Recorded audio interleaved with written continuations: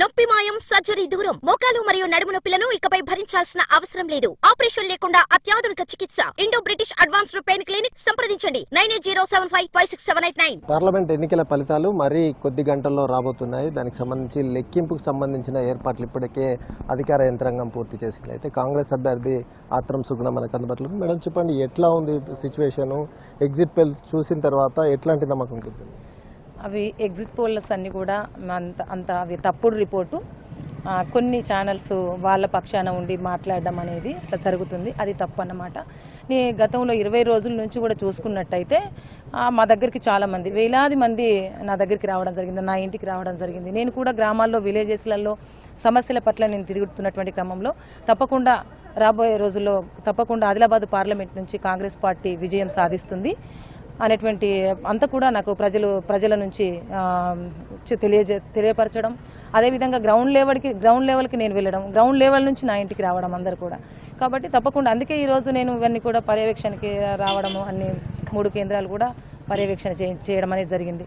రేపు ధీమా నాకు కంపల్సరీ నేను గెలుస్తాననేటువంటి ఒక ధీమా ఉంది నాకు అనేటువంటి ధీమతోటే నేను ఇక్కడికి రావడం కూడా జరిగింది. అన్ని చాలా బాగా ఏర్పాట్లు కూడా చేయడం అనేది జరుగుతుంది. అసెంబ్లీ సెగ్మెంట్ల వారుగా మెజార్టీలు ఇప్పటికే చెప్తున్నారు. బీజేపీ పార్టీకి సంబంధించిన వాళ్ళు ముదోల్లో ఇంత మెజార్టీ వస్తుంది, మేము 1,00,000 పైచిలకు మెజార్టీతో గెలుస్తామని వాళ్ళు ధీమా వ్యక్తం చేస్తున్నారు. అంటే క్షేత్రస్థాయిలో అట్లాంటి సిచ్యువేషన్ ఉందా?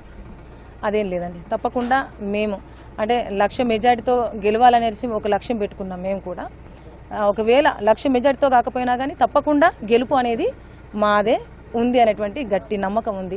ఎందుకంటే ఆదిలాబాదు పార్లమెంటు ప్రజలందరూ కూడా చైతన్యవంతులు.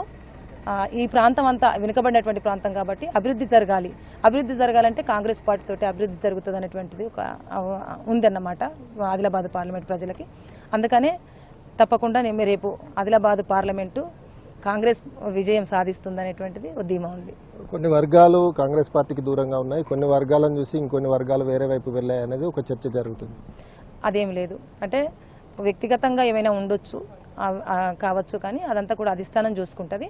అట్లా కాంగ్రెస్ పార్టీ గెలవాలి, రాహుల్ గాంధీ గారు ప్రధానమంత్రి కావాలనేసి అందరూ కూడా ఇన్ఛార్జీలు కావచ్చు, డీసీసీలు కావచ్చు, ఇక్కడ ఉన్నటువంటి కార్యకర్తలు కావచ్చు, మన సీనియర్ నాయకులు కావచ్చు, అందరూ కూడా చాలా కష్టపడి పనిచేశారు. ఆదిలాబాదు పార్లమెంట్లో కాంగ్రెస్ జెండాను ఎగరవేయాలనేటువంటి ఒక గట్టి నమ్మకంతో అందరు కూడా అంటే అంత పార్లమెంట్లో ఇంతవరకు ఎప్పుడు చేయలేదు. ఈసారి మాత్రం చాలా కష్టపడి వర్క్ చేశారు. 4 బీజేపీలు 2 బీఆర్ఎస్లు ఒకటే ఇక్కడ గెలిచింది కాబట్టి ఈసారి కంపల్సరీ ఆదిలాబాదు పార్లమెంటు కాంగ్రెస్ జెండా ఎగరవేయాలనేటువంటి ఒక గట్టి నమ్మకంతో అందరూ కూడా పనిచేయడం అనేది జరిగింది. అట్లేం లేదు. ఎన్నికల ప్రకారం ఎంత మెజార్టీ వస్తుందని మీ అంచనా వేసారు? రాష్ట్ర ప్రభుత్వం కావచ్చు, నిఘా వర్గాల నుంచి కావచ్చు, లేదా మీకు ఎంత మెజార్టీ అని? మేమైతే అంటే ఇన్ని 4 బీజేపీలు, 2 బీఆర్ఎస్లు, ఒకటే కాంగ్రెస్ కాబట్టి మేము అయినా కానీ 1,00,000 మెజార్టీతో మేము గెలుస్తాం అనేటువంటిది ఒకటి మాకు ఉంది. లేకపోతే మామూలుగా ఎంతో కొంత కానీ మెజార్టీ మొత్తం మీద గెలుస్తాం దాదాపుగా అనేటువంటిది ఉంది. ఏం చూసి ఓటేసారని మీరు అనుకుంటారు? ఎందుకు అంత ధీమా?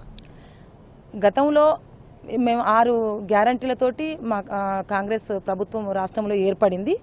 కాంగ్రెస్ ప్రభుత్వం రాష్ట్రంలో 6 గ్యారంటీలతో ఏర్పడింది కాబట్టి అదేవిధంగా గత 10 సంవత్సరాలు చేసినటువంటి ఇంద్రమ్మ ఇండ్లు కావచ్చు, ప్రాజెక్టులు కావచ్చు, పరిశ్రమలు కావచ్చు, ఉద్యోగాలు కావచ్చు, ఉపాధి అవకాశాలు కావచ్చు, అన్ని రంగాల్లో కూడా ఈవెన్ తెలంగాణ ఇచ్చింది కూడా కాంగ్రెస్ ప్రభుత్వం ఉన్నప్పుడే తెలంగాణ వచ్చింది, సోనియమ్మ గారు ఇచ్చారు. కాబట్టి ఇవన్నిటి వల్ల అంటే గతంలో అభివృద్ధి చేసినటువంటి కాంగ్రెస్ పార్టీ కాబట్టి ఇప్పుడు కూడా అభివృద్ధి చేస్తుంది అనేటువంటి ఒక నమ్మకం.